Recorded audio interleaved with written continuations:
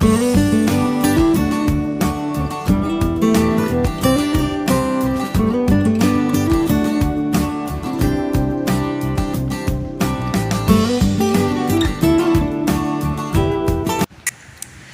दोस्तों, जय माता दी। कैसे हैं आप लोग? आई होप आप लोग अच्छे होंगे। स्वागत है आपके अपने चैनल ब्लॉगर पूजा की लाइफ स्टाइल में। तो गाइस, आज का व्लॉग जो है मैं मॉर्निंग से स्टार्ट करती हूँ और अभी सुबह के बज चुके हैं 8 और यहाँ पे मैं आप लोगों को दिखाती हूँ कि आज दिल्ली में इतनी ज़्यादा बारिश हो रही है कि रात में 3 बजे से ही इतना ज़्यादा आंधी तूफ़ान बारिश, बहुत ज़ोरों की बारिश हो रही थी। जब मैं 4:30 बजे उठी थी तो इतनी बारिश हो रही थी कि विंडो से बिल्कुल भी पार्क दिखाई नहीं दे रहा था।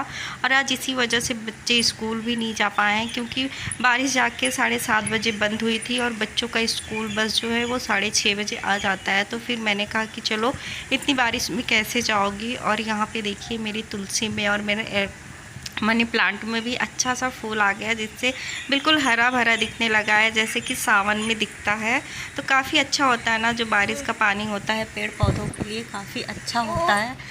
और आज का जो मौसम था वो भी काफ़ी अच्छा और सुहाना हो रखा था। रात में भी बिल्कुल कूलर और फ़ैन की ज़रूरत नहीं थी। सुबह का टाइम तो ऐसे हो गया था कि काफ़ी ठंड लग रही थी और मेरा जो रूम है ना वो बिल्कुल विंडो के साइड में है, तो काफ़ी ठंडी ठंडी हवा आ रही थी। लास्ट में तो बारिश की जो बूंदें होती हैं ना, बौछार होती हैं, वो भी हमारे विंडो से अंदर आ रही थी। तो हम लोगों ने विंडो जो है बंद कर दिया था क्योंकि बच्चों को काफ़ी ठंडी लगने लगी थी। और रात में हमने बनाई थी पनीर की सब्ज़ी, तो पनीर की सब्ज़ी बची हुई थी। तो मैंने कहा कि चलो नाश्ते में बच्चों को यही दे देते हैं, क्योंकि मेरी माही को ना काफ़ी पसंद है पनीर की सब्ज़ी। तो मैंने कहा कि चलो आप लोग भी उठ जाओ, और बच्चों को भी उठा दिया था। उन लोग भी ब्रश करके आ गए हैं। तो यहाँ पर मैं फटाफट बना देती हूँ रोटियाँ, और रोटी सब्ज़ी पहले हम लोग नाश्ता कर लेंगे, उसके बाद खाना बनाएंगे। वैसे तो हम लोग का जो नाश्ता होता है ना 8 साढ़े 8 बजे के बीच हो जाता था, लेकिन आज बारिश की वजह से थोड़ा लेट ही उठे हैं। और अपने लड्डू गोपाल की सेवा भी करनी थी, जैसे उनको स्नान कराना था, भोग लगाना था। तो मैंने सुबह झाड़ू पोछा, लड्डू गोपाल की सेवा, ये सब चीज़ करने के बाद फिर अपने वीडियो का स्टार्टिंग किया है। और यहाँ पे फिर हम जल्दी से रोटियां बना के बच्चों को नाश्ता दे देते हैं। मेरा बाबू किचन में आगे पीछे घूमता रहता है। इसके उठने के बाद ना मेरा काम जो है वो बिल्कुल भी जल्दी जल्दी नहीं होता है, क्योंकि वो इतना परेशान करने लगता है कि मेरे कामों में ब्रेक लग जाता है। तो ऐसे ही होता है दोस्तों, जब छोटे छोटे बच्चे होते हैं ना तो बहुत सारी प्रॉब्लम होती है। और ऐसा भी होता है कि जब 2 दिनों से तो मैं अपने लड्डू गोपाल की सेवा करती हूँ ना, तो मेरा बाबू भी परेशान हो जाता है सुलाने के लिए, खिलाने के लिए। अभी ये खुद नंदलाल हैं, छोटे से बच्चे हैं, पर ये परेशान रहते हैं कि मैं सुलाऊंगा लड्डू गोपाल को। गंदी बात है ना, पहले फिंगर निकालो सारे। अच्छे नहीं लग रहे हैं बाबू। पढ़ाई करने बैठी हो तो पहले पढ़ लो, फिर वो सब कलाकारी बाद में करना। क्या पूछ रही हो? क्या है? आपने ये काम करने के लिए दिया था ना, और भी लिख लो ना, टेबल ही लिख लो। संडे मंडे जनवरी फरवरी सब ऐसे लिखो, सारे वेजिटेबल्स, स्पाइसी फ्रूट्स नेम, ये सब लिखो। इसी कॉपी में चाची वाले मैथ्स की कॉपी में लिखूंगी। हाँ चलो लिखो। ये रफ कॉपी है ना, स्कूल के कॉपी में तो नहीं कर रहे हो ना? हाँ तो चलो ठीक है, करो, करके तब मुझे चेक करवाओ। तो गाइस, यहाँ पे मैंने अपनी बच्ची को पढ़ाने के लिए बैठा दिया था, क्योंकि बच्चों का ऐसा होता है ना, जिस दिन वो स्कूल नहीं जाते हैं फिर पूरे दिन वो बिल्कुल भी पढ़ना नहीं चाहते हैं। तो मैंने कहा कि चलो अब नाश्ता हो गया है, तो बच्चों को नहला भी दिया था और मैंने कहा कि चलो अब आप आराम से बैठ के पढ़ लो। और यहाँ मैं आप लोगों को दिखा रही थी कि मैंने अपने भगवान जी के बर्तन धुलने के लिए छोटी सी जो स्क्रब होती है उसकी कटिंग कर लिया है, वरना फिर बड़ा सा रहता है ना तो बिल्कुल धुला नहीं जाता है। और मैंने उनके लिए अलग से निकाल लिया है, जैसे लिक्विड वाला है और बिम्बाल लिक्विड वाला है, थोड़ा सा स्क्रब, छोटी छोटी चीज़ें उनके लिए अलग से बना ली हैं, ताकि क्योंकि जो हम लोग बर्तन धुलते हैं तो वो तो जूठा होता है ना, फिर उससे भी कोई भी भगवान का बर्तन धुलने का मन नहीं करता है। तो इसलिए जैसे जैसे मुझे जो चीज़ पता चल रही है मैं वैसे वैसे कर रही हूँ। पहले से तो इतनी जानकारी है नहीं, पर हाँ मन में बहुत अच्छा लगता है कि मैं उनके लिए कैसे करूँ, क्या करूँ, तो सब चीज़ करती हूँ। उसके बाद यहाँ पे जो भी छोटा मोटा बर्तन था, छोटा मोटा बर्तन था, जैसे कि नाश्ता के बाद निकलता है, तो मैंने उसको धुल लिया है। उसके बाद मैं अब चलूँगी खाने की तैयारी करने, क्योंकि गाइस मुझे पार्लर भी जाना होता है। इस टाइम मेरे पास बिल्कुल भी टाइम का पता नहीं चलता है। सुबह उठो, जल्दी जल्दी बच्चों को तैयार करके स्कूल भेजो, फिर बच्चों को स्कूल भेजने के बाद ही मैं अपने लड्डू गोपाल को उठाती हूँ, उनकी सेवा करती हूँ, उसके बाद खाना पीना की तैयारी करती हूँ। फिर इतना जल्दी टाइम निकलता है ना कि कुछ पता नहीं चलता है। फिर मैं जाती हूँ पार्लर से आते ही घर के जल्दी जल्दी काम निपटाने पड़ते हैं। तो इस टाइम का जो टाइम है मेरे लाइफ में बहुत ही मतलब बिजी शेड्यूल हो गया है कि ऐसा लगता है कि जैसे मेरे पास बिल्कुल भी टाइम नहीं बचा है। और यहाँ पे मैं दूध गर्म कर लेती हूँ। दूध सुबह में लेके आई थी, आधा लीटर ही लाई थी, क्योंकि पहले से भी रखा हुआ था और बच्चे इस टाइम ज़्यादा दूध पी नहीं रहे हैं। तो बच्चों का भी मूड के ऊपर होता है। वैसे तो मेरा फिक्स रहता है कि मैं दोनों टाइम एक एक गिलास दे दूँ। बाबू तो मेरा पीता नहीं है, बेटी पीती है बस, तो वो भी इस टाइम चाय वगैरह मौसी बनाती हैं तो पी लेती है। फिर इतना ज़्यादा दूध की तरफ ध्यान नहीं रहता है, तो मैंने कहा कि चलो आधा ही लीटर लेके चलती हूँ। तो वरना गर्मी का टाइम है ना, तो फिर इधर उधर दूध सुबह का शाम, शाम का सुबह ऐसे होता है, तो फिर टेस्ट में थोड़ा सा परिवर्तन आ जाता है। और मैंने दूध रख दिया है। जब तक दूध मेरा हो रहा है मैं दाल पैक कर देती हूँ। और सुबह मसाले वाली सब्ज़ी जैसे पनीर की थी, तो मैंने कहा कि चलो अभी दाल चावल रोटी और कद्दू की सब्ज़ी बना देती हूँ। तो बच्चों ने कहा कि मत बनाइए मम्मा। वैसे भी बच्चे स्कूल जाते हैं तो सुबह टिफ़िन में जैसे पराठा सब्जी वगैरह लेके जाते हैं, तो दोपहर में आते हैं तो लंच में वो दाल चावल ही खाते हैं। तो मैंने कहा कि चलो ठीक है, दाल चावल कद्दू की सब्ज़ी बना दूँगी। और हम लोग का भी कोई नहीं रहता, हम लोग का तो जो रहता है वही खा लेते हैं। तो बस यहाँ पे मैं अरहर की दाल बना रही हूँ, और हम डेली ही अरहर की दाल बनाते हैं। जैसे बीच में कभी हो गया कि पालक वाली दाल बना लिया, मूंग वाली दाल बना लिया, लेकिन वैसे मेरे घर पे जो डेली रूटीन में रहता है वो मैं अरहर का दाल ही बनाती हूँ, चाहे गाँव में हो चाहे दिल्ली में हो, तो मेरे यहाँ अरहर की दाल ही बनती है।